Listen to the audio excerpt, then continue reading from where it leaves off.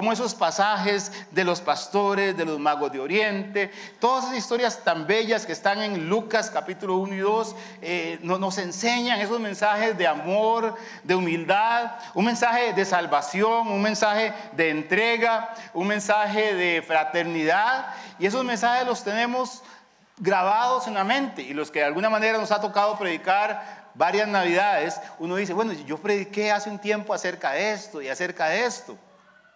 Y esos mensajes están ahí, y eso está muy bien porque están mostrando el verdadero espíritu de la Navidad. Pero esta mañana yo deseo adentrarme un poquito más en la epidermis de la Navidad.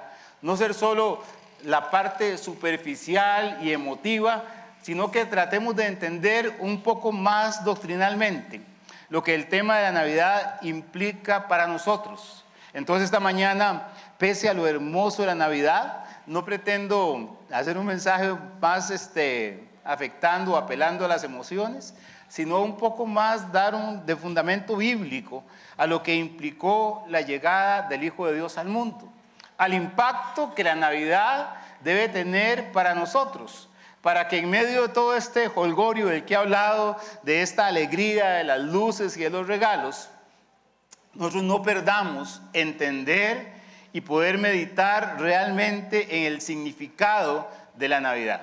Que esta Navidad, hermanos, ustedes no pierdan el verdadero sentido de la Navidad por el envoltorio del regalo. Que no nos perdamos la esencia por las luces. Que no nos perdamos, en términos ticos, el tamal por las hojas, ¿verdad? Porque hay veces así nos pasa. Y empiezo con una ilustración que en algún momento he usado. En una fiesta de fin de año, un grupo de profesores de historia tenían su actividad. ¿Se imagina qué aburrido una fiesta de fin de año con profesores de historia? Perdón si hay alguno por acá, pero estaban todos los profesores de historia ahí. Y estaban en esa fiesta de fin de año, hablando, conversando. Y la fiesta estaba, ¿cómo estaba la fiesta? ¿Usted se la imagina cómo estaba? Y para lidiar con ese aburrimiento, entonces alguno de los presentes hizo una pregunta y dijo, como todos eran profesores de historia, dijo, ¿y qué hubiera pasado si?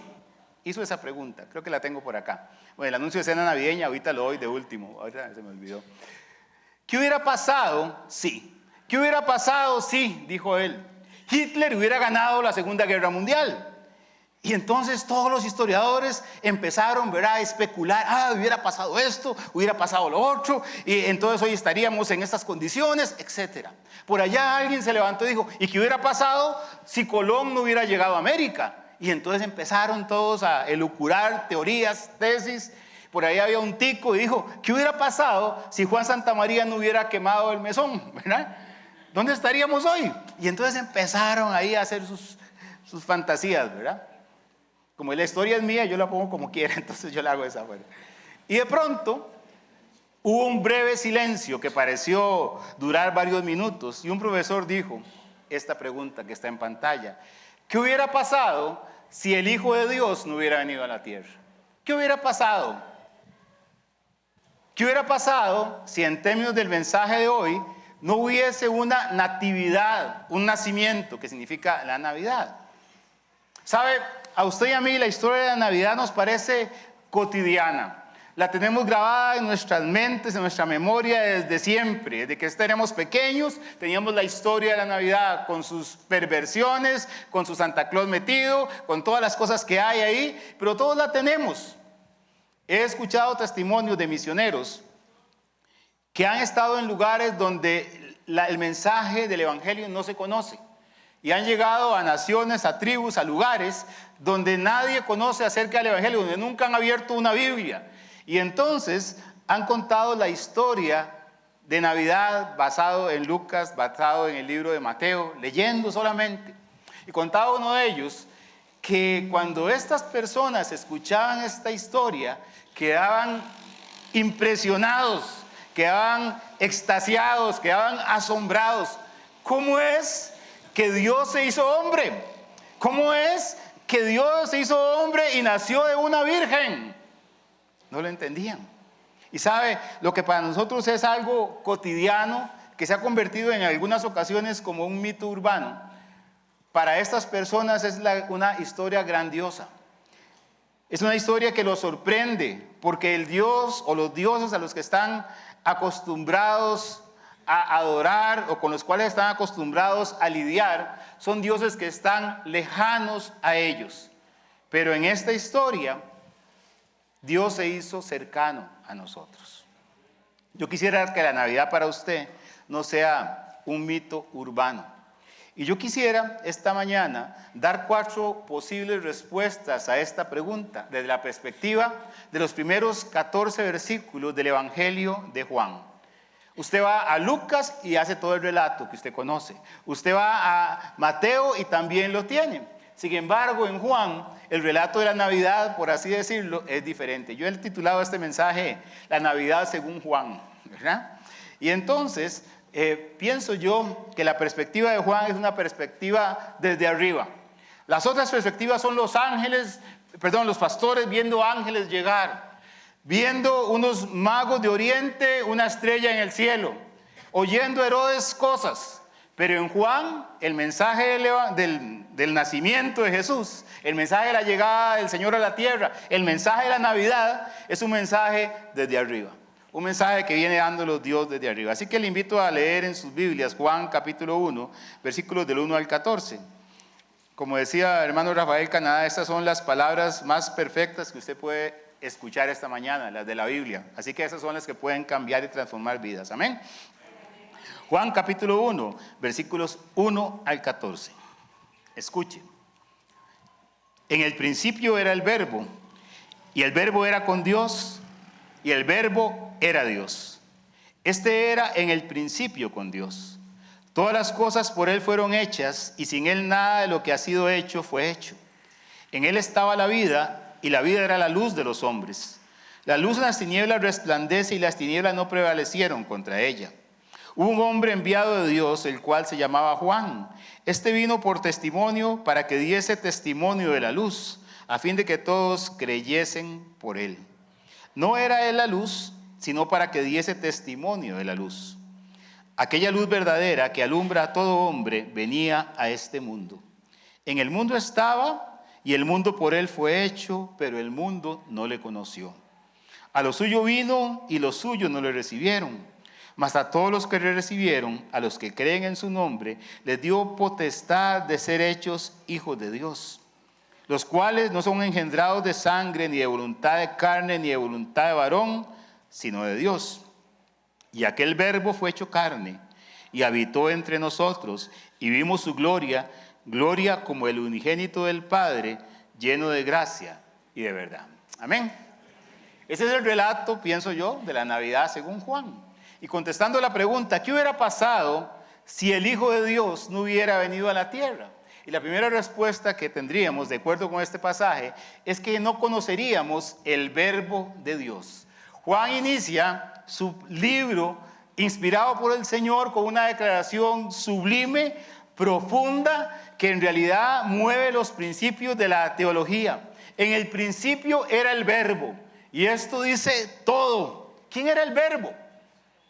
El verbo logos en griego, y aquí empiezo con un poco más de doctrina, es una palabra griega, como ya dije, que tiene varios matices. Logos significa la palabra meditada, reflexionada, razonada. Puede traducirse como el habla, el razonamiento, la argumentación, el discurso, la instrucción. Puede traducirse como la inteligencia, el pensamiento, el sentido. Esa es la palabra que nosotros conocemos como verbo, pero no es el verbo que nosotros entendemos normal, ¿verdad? Que lo usamos en nuestra gramática, en nuestra comunicación diaria, sino que el logos es la palabra por excelencia, que sustenta las cosas, que detrás de él hay inteligencia.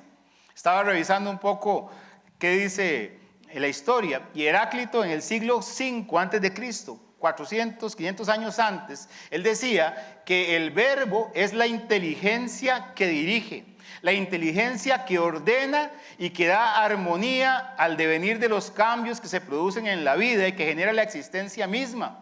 Se trata de la inteligencia sustancial, la sustancia de las cosas que está presente en todo.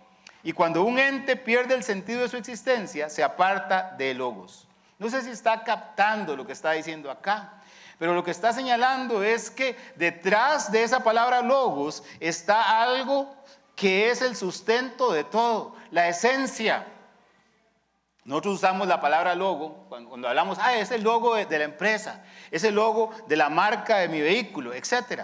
Usamos eso, ¿verdad? Y siempre el logo identifica lo que hay por detrás. Usted tiene una determinada marca, determinado símbolo, y detrás de eso hay una empresa, hay una asociación, algo que está representado por ese logo. Significan lo mismo, tienen la misma esencia.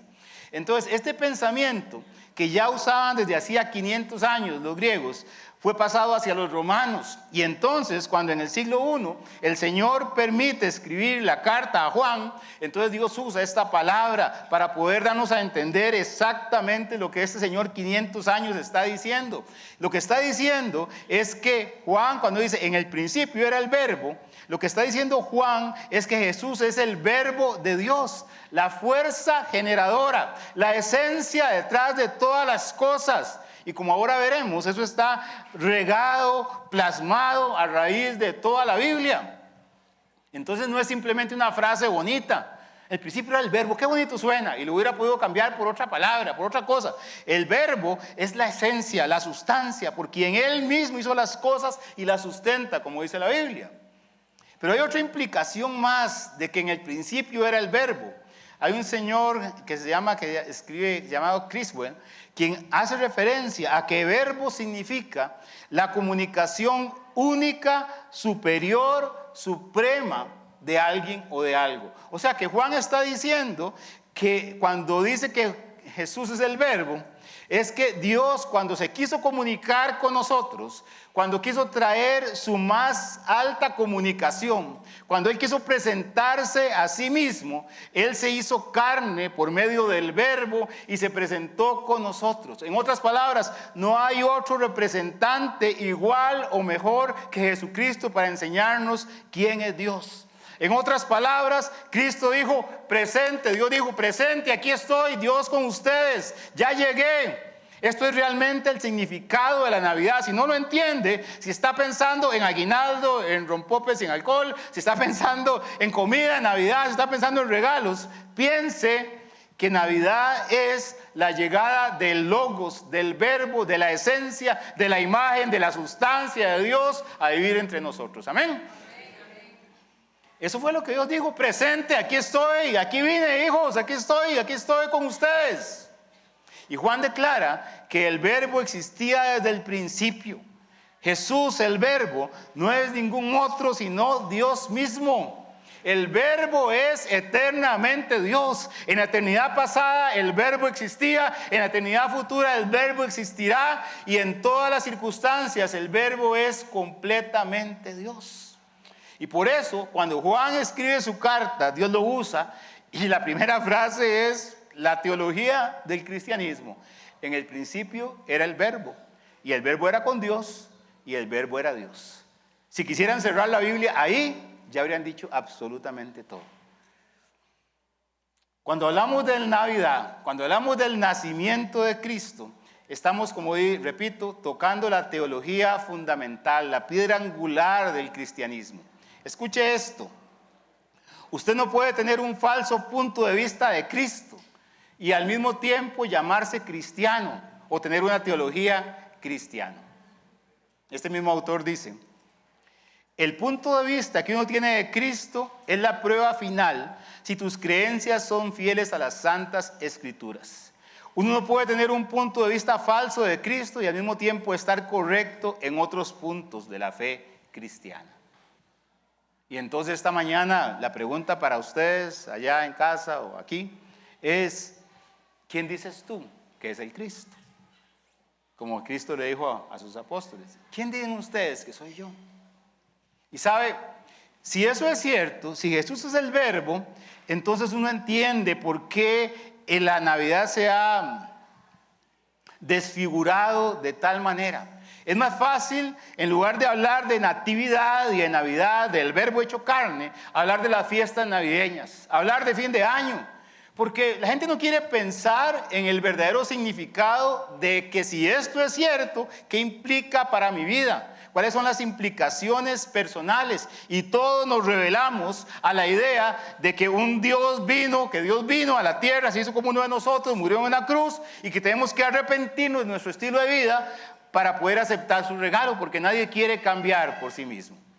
Y entonces batallamos, y sobre todo en este mes, porque lo que queremos es el vacilón. Nos rebelamos contra la idea de que Jesús es la representación máxima y exclusiva de Dios, el único verbo de Dios en este mundo caído. El verbo de Dios es demasiado exclusivo, dice un autor, demasiado estrecho para las mentes cegadas por el pecado. Porque todos queremos el vacilón, queremos la religión, como vamos a ver un día de estos. Es más fácil hablar de Santa, es más fácil hablar de los regalos, es más fácil hablar de que si te portas bien, que de enfrentarnos con la realidad de un mundo caído en pecado, que necesita un Salvador, y que ese Salvador vino hace 2000 años. Eso es más fácil. Escuche esto.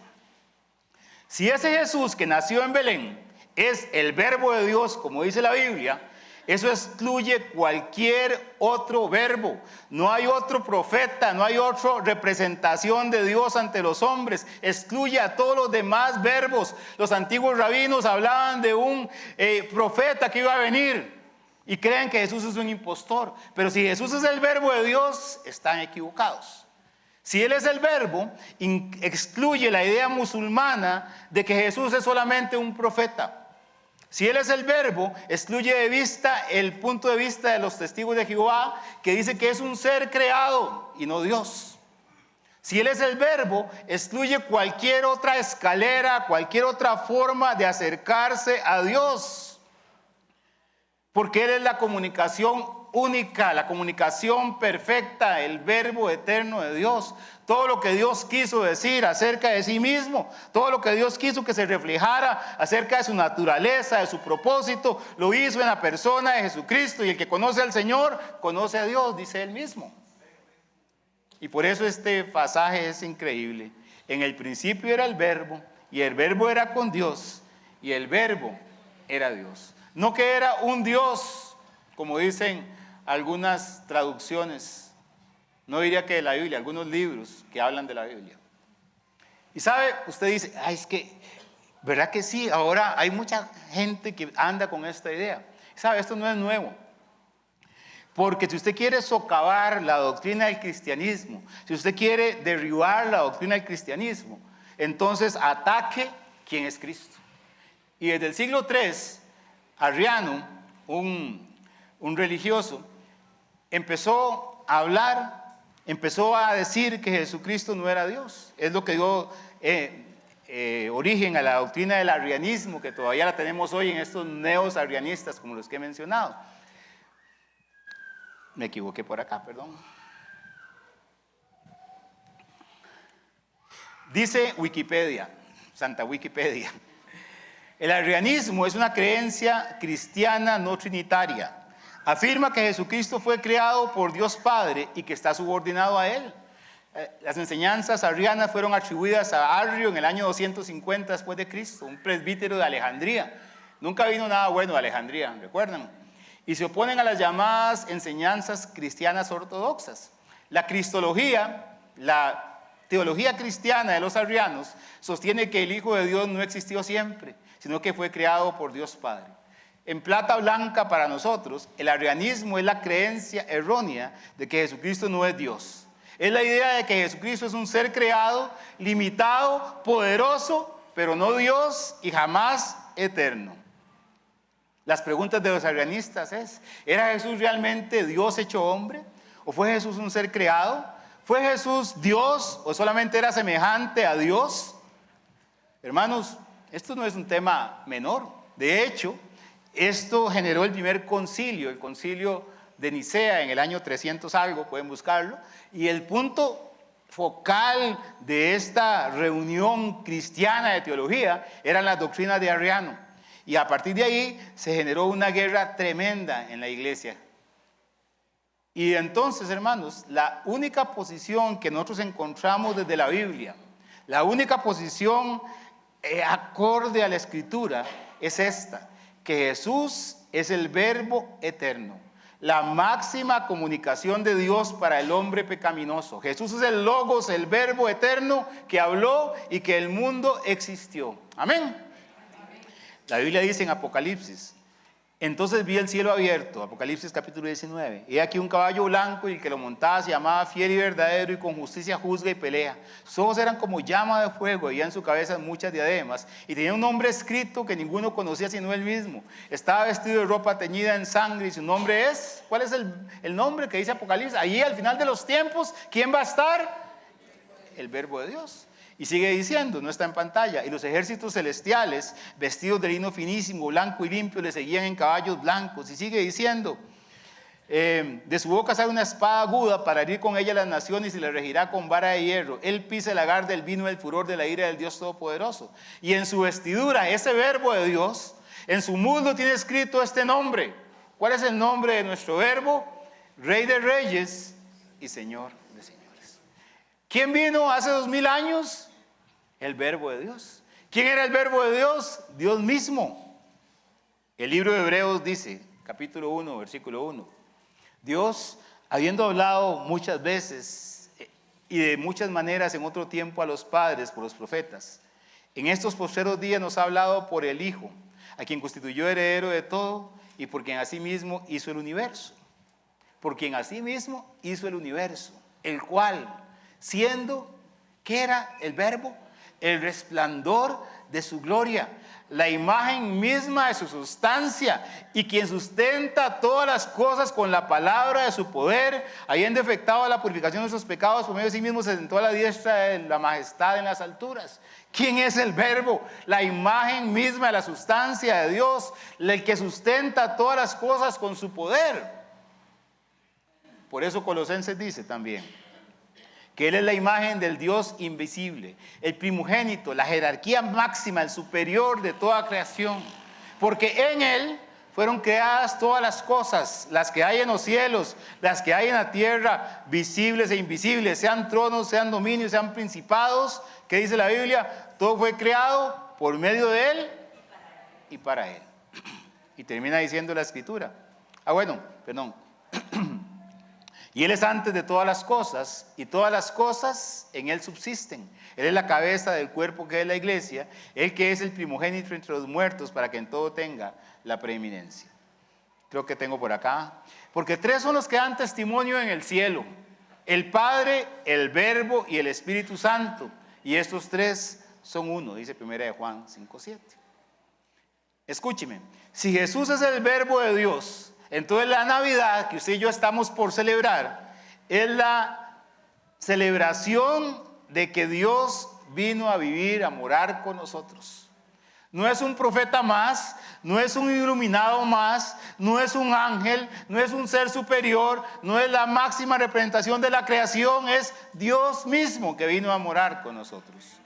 El Logos es el canal que Dios usó para manifestarse, y por eso la Biblia dice en 1 Timoteo que hay un solo Dios y un solo mediador entre Dios y los hombres. ¿Y quién es?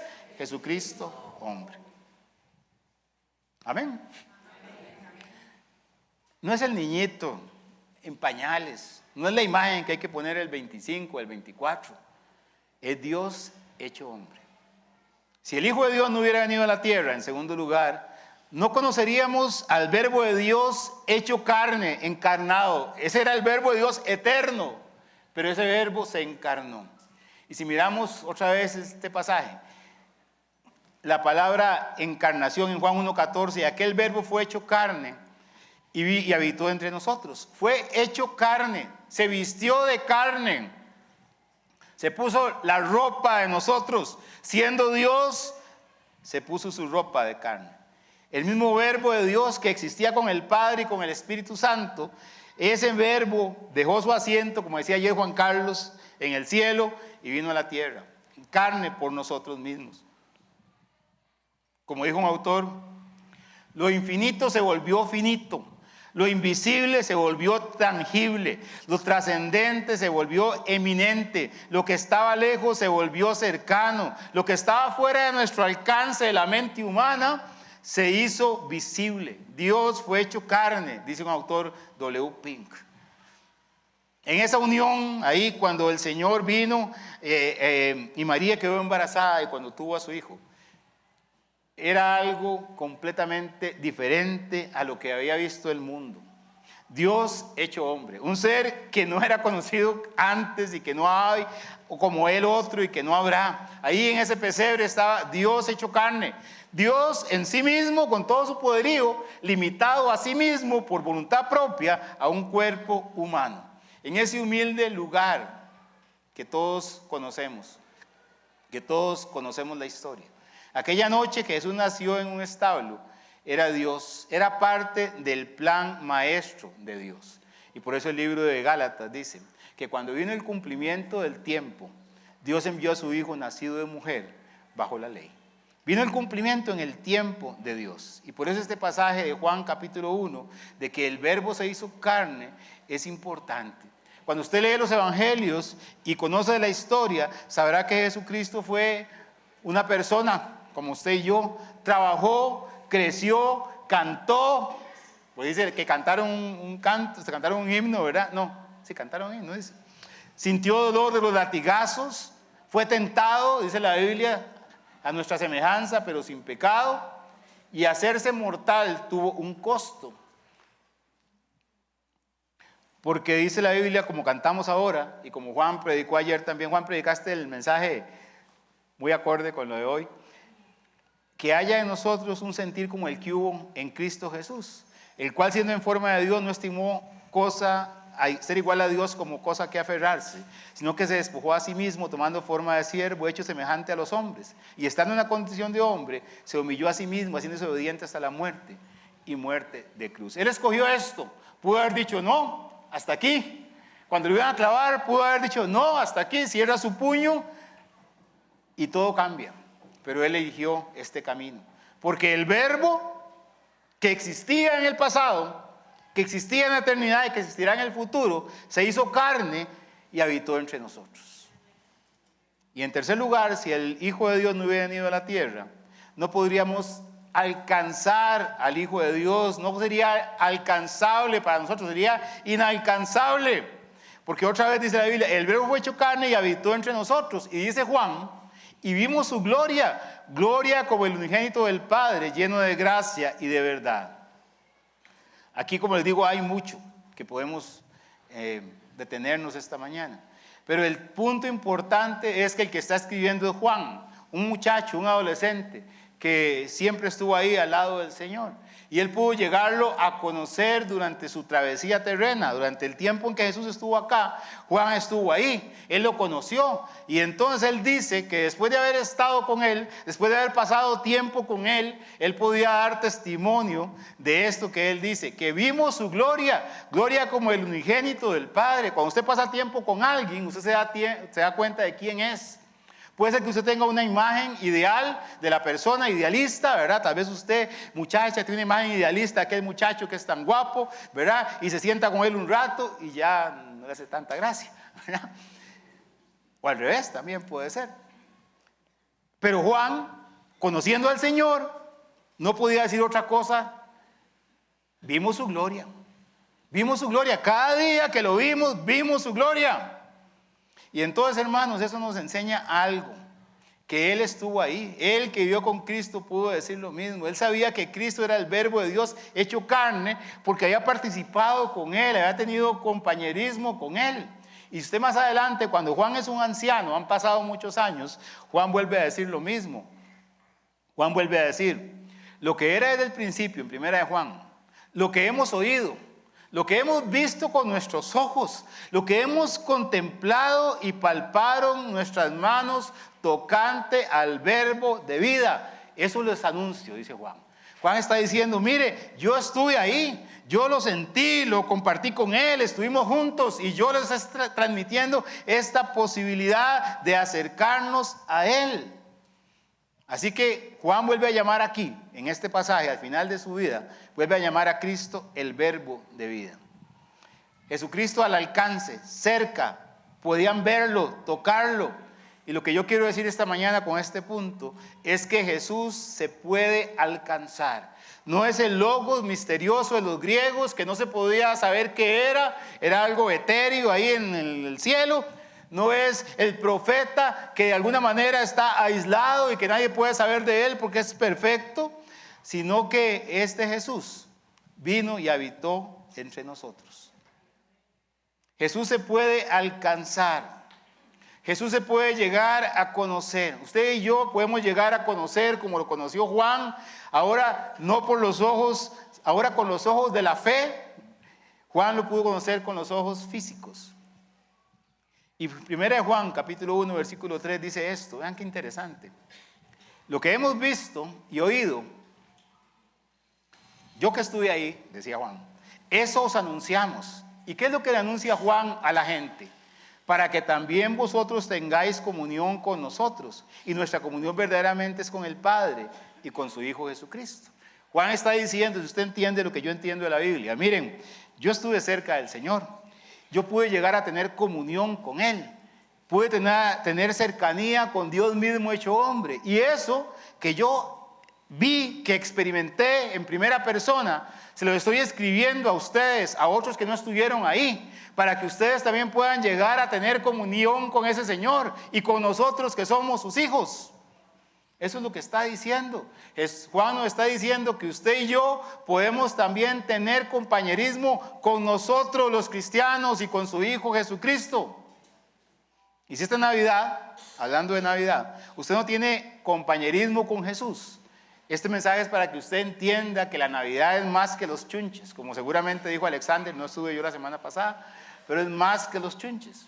Tú tienes que ser convertido, y para convertirse hay que pasar por un proceso que se llama, ¿cómo?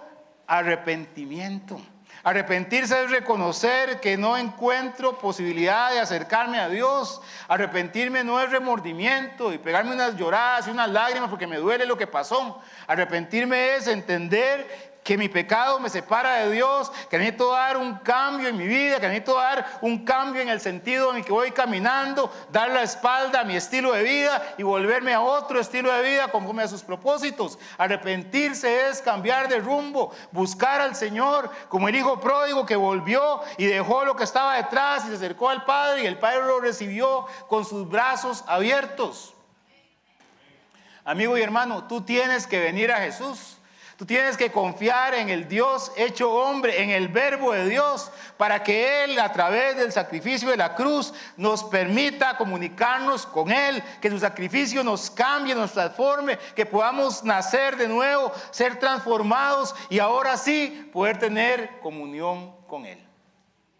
La gente no quiere tener comunión con Dios sin arrepentimiento, con arrepentimiento, perdón.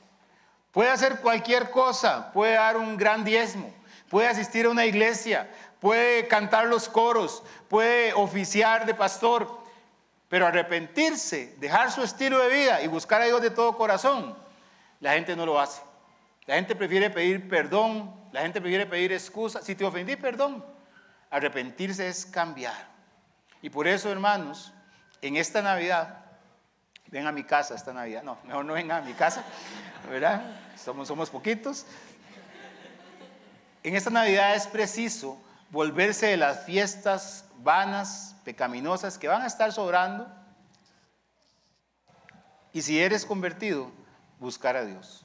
Si eres convertido, yo te exhorto esta mañana a que busquemos a Cristo de todo corazón. Porque aunque parezca mentira, el mundo tiene una necesidad enorme del Señor. ¿Y sabe cuál es la necesidad enorme del cristianismo? La misma, buscar a Dios. Porque los cristianos hemos dejado a Dios de lado. Lo hemos sustituido por los chunches, por el materialismo, lo hemos sustituido por la vanidad de nuestra mente, lo hemos sustituido por la cultura prevaleciente, lo hemos sustituido por un mundo que cada vez está más pervertido y que deja los principios del Señor de lado y que pretende vivir como cristianos sin arrepentimiento. Jeremías dijo, y me buscaréis y me hallaréis. ¿Y qué dice? Porque me buscaréis de todo vuestro corazón. Dios está atento a escuchar al pecador, pero tiene que llegar a Él. Y como digo, lastimosamente, tengo que hacer este llamado a nosotros los cristianos. Porque en esta corriente mundanal, este mes es un desastre espiritual para muchos creyentes, que se olvidan de quiénes son, que se olvidan de que su verdadera comunión es con el Hijo de Dios y con los suyos. Y se entregan a la vanidad de la época, haciendo lo mismo y viviendo como aquellos que no conocen al Señor. ¿Cierto o no? Yo trabajé en una institución, conozco las fiestas, conozco los ambientes, sé lo que pasa y usted tiene que tomar decisiones. ¿Dónde está su verdadera comunión? Fran, ¿usted quiere decir que no puedo ir a nada? No, jamás, usted me conoce, jamás. Este tiempo es hermoso de disfrutar, de aprovechar con la familia, de poder también aprovechar estas oportunidades para mostrar el amor de Dios, como esta iglesia lo está haciendo de diferentes maneras, de celebrar la salvación del Señor, de gozarse en lo que Dios hizo, de participar. Todo eso está bien, excelente. Solo que no olvide que el verdadero significado de la Navidad es Dios con nosotros.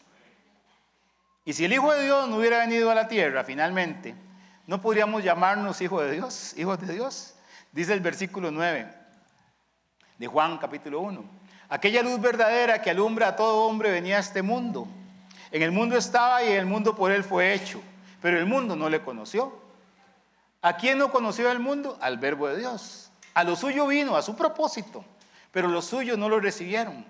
Mas a todos los que le recibieron, ¿puede leerlo conmigo? Mas a todos los que le recibieron, a los que creen en su nombre, les dio la potestad de ser hechos hijos de Dios. Escúcheme, lísteme. La llegada del Hijo de Dios al mundo fue un evento trascendental en la historia. Tanto así que nuestro mundo occidental se divide entre antes de Cristo y después de Cristo. Eso es importante, eso es impactante, eso es relevante, pero eso no cambia tu corazón. La llegada del Hijo de Dios al mundo fue un cambio radical en la concepción religiosa del mundo. No existía el cristianismo y de un pronto a otro fue la religión prevaleciente en todo el mundo antiguo durante 2000 años, ha prevalecido. Pero no importa eso no cambia tu relación con Dios. Pero la llegada del Hijo de Dios al mundo sí puede tener un impacto directo en tu relación con Dios. Dice Juan que si creemos en Él, que si depositamos nuestra fe en Él, tenemos un nuevo derecho, un privilegio, una nueva acta de nacimiento, una nueva cédula que ahora dice que somos hijos de Dios. ¿Quiénes de aquí pueden decir yo soy hijo, hija de Dios? Y doy gracias a Dios por eso. ¿Sabe? La Biblia lo explica así, la Biblia se explica muy bien. Dice la Biblia, porque todos los que son guiados por el Espíritu de Dios, los tales son hijos de Dios. Pues no habéis recibido un espíritu de esclavitud para volver otra vez al temor, sino que habéis recibido un espíritu de adopción como hijos por el cual clamamos, Abba Padre, Papito. El Espíritu mismo da testimonio a nuestro espíritu de que somos hijos de Dios. ¿Usted siente en su corazón de que usted es hijo de Dios? ¿El Espíritu Santo da testimonio? Y si hijos de Dios, también herederos. Y si somos herederos, también coherederos con Cristo, si en verdad padecemos con Él, a fin de que seamos glorificados con Él. Somos hijos adoptados. Y como adoptados somos parte de la familia de Dios, por la cual estábamos separados antes por el pecado. Y viendo este pasaje, la idea no es predicar toda esta mañana de esto, porque ustedes tienen hasta la 1 de la tarde, dije, ¿verdad? Más o menos. Pero dice la Biblia acá, en este pasaje, que usted y yo fuimos llamados a libertad. La llegada del Hijo de Dios a la tierra, la natividad, que el Verbo se hiciera carne, es para que usted y yo tengamos libertad del pecado, para que no andemos esclavizados a lo que antes nos obligaba nuestra carne. Es cierto que podemos pecar, pero estamos siendo libertados por medio de la sangre del Señor. También es para que tengamos intimidad, para que podamos llamar a nuestro Dios Abba, Papito. No sé usted, pero cuántas veces en oración hemos podido llorar delante de nuestro Dios, hemos podido clamar delante de nuestro Dios, decirle, Papito, así estoy, aquí me siento. Esta es mi situación hoy, Papito, escúchame, no me abandones. ¿Hay alguien de aquí que ha podido hacer esa oración alguna vez? ¿Sabe por qué? Porque usted siente que Dios es su papá. Pero si usted para acercarse a Dios tiene que recurrir a otro, o para acercarse a Dios tiene que llegar con un montón de formalismos, Dios no es su papito. También Dios nos da autoridad, nos da un título, hijo de Dios, herederos y coherederos. Usted tiene un montón de bendiciones desde el momento en que el Señor lo hizo su hijo y que usted aceptó. Tiene confianza, el Espíritu Santo le da testimonio a su espíritu de que usted es un hijo de Dios. ¿Sabe? En algún momento de mi vida yo luché con eso porque yo conocí a Cristo siendo muy joven y siempre me preguntaba, ¿yo habré aceptado al Señor o no? ¿Alguien de aquí tuvo esa duda? Hay algunos que no, que son muy doctos, ¿verdad? Y qué dicha, pero yo sí, ¿verdad? Yo tenía esa duda. ¿Y sabe cómo Dios me confirmó eso? Un día vi una luz, no, mentira.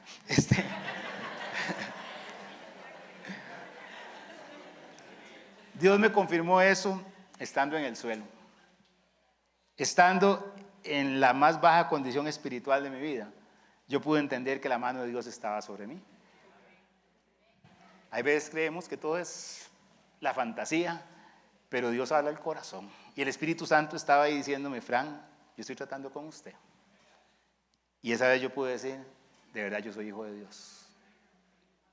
Hermanos, eso nos da también confianza, como les digo, y también disciplina, porque dice la Biblia en Hebreos, ya habéis olvidado la exhortación del Señor, que como a hijos se os dirige, diciendo, hijo mío, no menosprecies la disciplina del Señor, ni desmayes cuando eres reprendido por Él, porque el Señor, usted lo dice conmigo, al que ama, disciplina, y azota a todo aquel que recibe por hijo. Si usted es hijo de Dios y anda viviendo su vida de forma desastrosa, tiene dos opciones en su vida. Una es esperar la disciplina del Señor y otra es que el Señor lo esté llamando y usted voluntariamente haya decidido apagar la antena a la voz del Señor. Y el Señor le dice, ¿esto es lo que quieres? Va a ser así. Pero siempre hay tiempo, hermanos, de volverse al Señor. Y también somos participantes de la familia. Dice ahí que tenemos los mismos sufrimientos. No sé usted, aquí todos somos parte de algunas familias de ustedes son muy unidas. Hay algunas familias aquí en la iglesia que son un montón, que si usted se pelea con uno, se pelea con toda la iglesia, ¿verdad? No voy a decir los nombres, ¿verdad? Pero ya, eso es broma. Pero hablando de otras cosas, de las familias de verdad, de las familias físicas, hay familias que son muy unidas, hay familias que no tanto, pero cuando vienen las situaciones difíciles, qué bueno es ser participante de la familia. Esa es mi familia. Así somos acá, decimos. Y sabe, usted y yo, cuando el Señor está tratando con nosotros, cuando estamos sufriendo penalidades por el nombre del Señor y no por nuestros propios actos indebidos, sino que por el nombre del Señor, podemos decir, qué bueno ser parte de la familia de Dios. Amén. Y sabe, cuando usted es parte de la familia de Dios, usted también tiene el deber, la obligación, el privilegio de honrar a su familia. Dice la Biblia que el primer mandamiento con promesa, ¿cuál es? Honrar a padre y madre. Usted y yo con nuestra vida debemos honrar a nuestro Padre Celestial.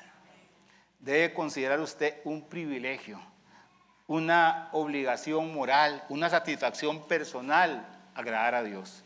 No una carga, qué pereza, no puedo hacer lo que yo quiero porque al final yo soy cristiano y me voy a sentir mal. No, es qué privilegio poder vivir así, una vida limpia delante del Señor, porque yo soy su hijo y quiero agradarle. Eso es un privilegio. Esta mañana empezamos con una pregunta. ¿Qué hubiera pasado si el Hijo de Dios no hubiera venido a la tierra? Lo que hemos dicho basado en estos versículos es que no habríamos conocido al Verbo, no habríamos conocido al Verbo hecho carne, no tendríamos cercanía, acceso al Verbo de Dios y en cuarto lugar no tendríamos el privilegio de ser llamados hijos de Dios. En palabras sencillas, estaríamos en tinieblas. Viviríamos sin esperanza en el porvenir, alejados del acceso a Dios. Pero ¿saben? Gracias al Señor, que a su determinación por saldar nuestra deuda por amor a nosotros, esta pregunta es solo una excusa para poder predicar, porque el Señor sí vino hace 2000 años. Él vino, dijo, aquí estoy, presente. Y depende de nosotros creer o no a su mensaje. Que estos días de Navidad, que el mundo celebra sus fiestas, usted y yo podamos entender la trascendencia personal de la llegada del Hijo de Dios a la tierra. Y que sea eso lo que traiga alegría, gozo, paz y esperanza a su corazón. Vamos a orar.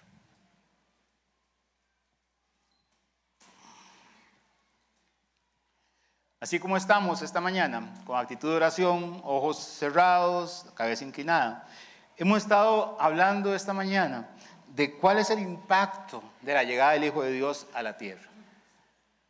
Y la llegada del Hijo de Dios tiene un impacto personal, tiene muchos impactos, pero el impacto que yo quiero que usted medite es el suyo. ¿Es usted una persona que ha tenido una relación, un encuentro personal con el Señor? Si usted nunca le ha dicho al Señor, mire, entre a mi vida. Yo conozco al Cristo histórico, conozco al Cristo de la religión, pero de verdad que no creo que el Espíritu Santo me esté diciendo al corazón que yo soy un hijo o una hija de Dios. Hay algo en mí que me dice que no. Pues ese algo se llama el Espíritu Santo, que le está convenciendo de la necesidad, porque usted como pecador o pecadora necesita un Salvador. Y ese Salvador vino hace 2000 años y está esperando a que usted le abra la puerta de su corazón. Entonces, si alguna persona esta mañana dice, yo nunca he aceptado al Señor en mi vida, pero esta mañana deseo entregarle mi vida a Él para poder ser su hijo o su hija, que me perdone mis pecados y que me haga su hijo. ¿Alguien esta mañana que dice, yo quiero aceptar a Cristo en mi corazón? Por favor, levante su mano para poder orar con usted. Levante su mano y la puede bajar pronto. Y alguien va a orar con usted. ¿Alguien? Todos somos creyentes esta mañana. ¿Okay? Si no, el mensaje para nosotros como creyentes es, meditemos en cuál es la verdad real de este tiempo. Pensemos en que el Hijo de Dios vino a morar a esta tierra, pero también vino a morar a mi corazón. Y que este diciembre, estos días que faltan de aquí a Navidad y ojalá todo el año que viene, sea un año digno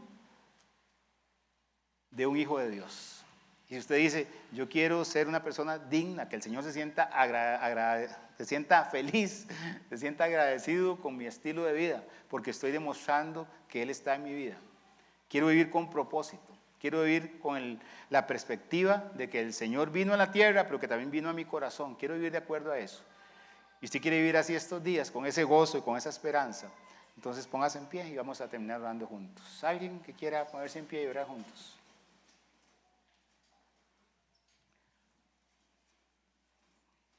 Vamos a orar. Señor Padre Celestial, esta mañana hemos abierto tu palabra, respondiendo a la pregunta, ¿qué hubiera pasado si el Hijo de Dios no hubiera venido a la tierra? Pero gracias a ti, Señor, que enviaste a tu Hijo en el tiempo perfecto, y que un día, también en el tiempo perfecto, llegaste al corazón de mis hermanos que están puestos en pie. Y yo te pido, Señor, que ese pensamiento, ese sacrificio que usted hizo, guíe nuestras vidas para este mes, Señor, reflexionar, servirte con todo amor, más allá de las tradiciones, más allá de los gustos y las opiniones, más allá de si hay dinero o no hay dinero, más allá de si nuestra familia está unida o no, más allá de si nos sentimos con ganas o sin ganas, que este sea un tiempo para recordar el sacrificio hecho en la cruz, el nacimiento de Dios hecho hombre, el camino abierto que Él nos dio, la posibilidad de acercarnos a usted, Padre, y que podamos ser hijos dignos de ti, Señor. Que usted lo haga así en la vida de mis hermanos, en el nombre de Jesús. Amén. Bien, hermanos, antes de despedirnos, solamente